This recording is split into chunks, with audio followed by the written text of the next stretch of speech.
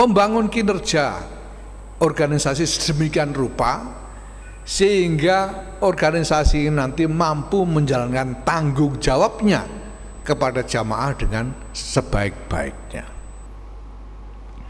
Nah, dari pikiran inilah kemudian kita sampai pada keniscayaan tentang kebutuhan akan konsolidasi jamaiyah, konsolidasi organisasi. Nah, konsolidasi ini menyangkut 3 matra, 3 arena atau 3 matra ya. Yang pertama adalah konsolidasi tata kelola. Organisasi ini harus dikelola dengan cara yang sedemikian rupa sehingga kinerjanya baik gitu. Kalau tata kelolanya tidak baik, pasti kinerjanya juga akan tidak baik, akan buruk. Jadi kita harus konsolidasikan tata kelola ini supaya kinerjanya baik. Yang kedua adalah konsolidasi agenda, supaya jelas kita melakukan layanan kepada jamaah itu dengan perspektif yang aktual,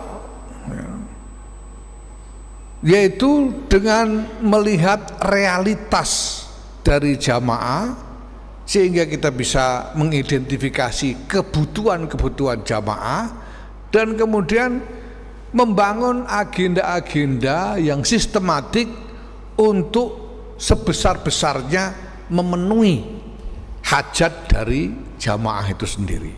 Konsolidasi agenda ya.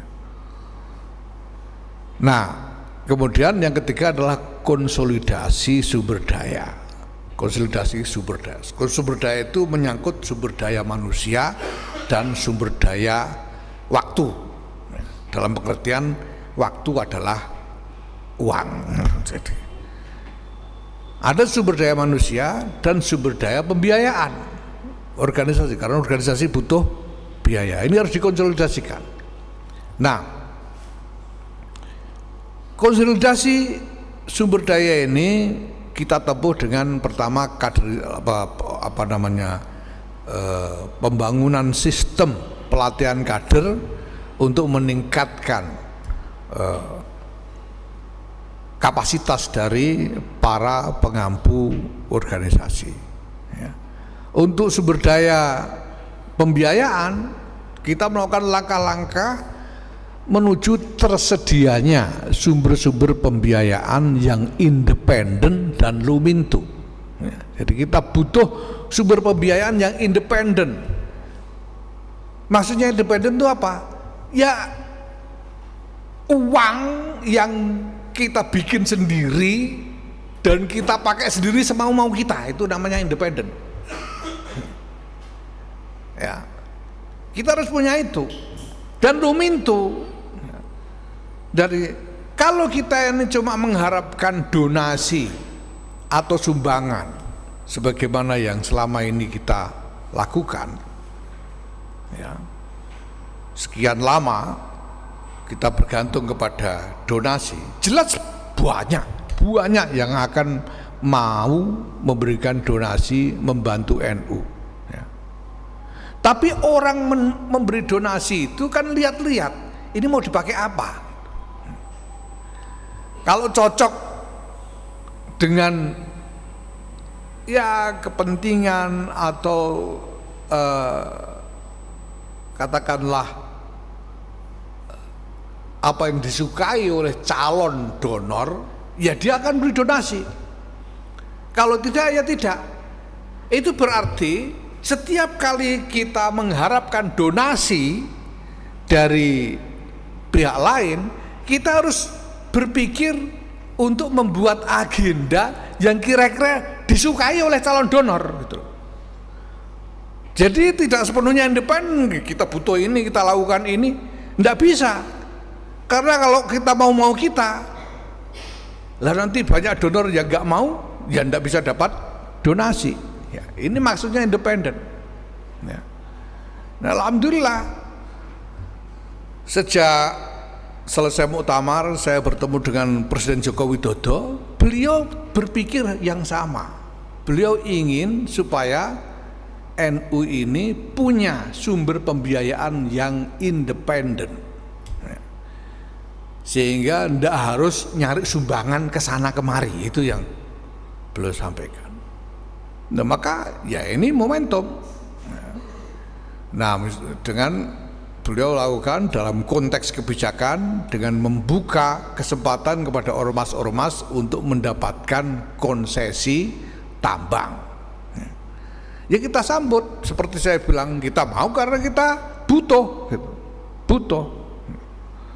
Soal bagaimana dampaknya dan lain-lain nanti kita kelola, tapi jelas kita butuh sumber pembiayaan yang independen. Apalagi kita punya tanggungan untuk memberikan layanan kepada jamaah yang begitu besar jumlahnya dan begitu luas sebarannya di seluruh Indonesia ini.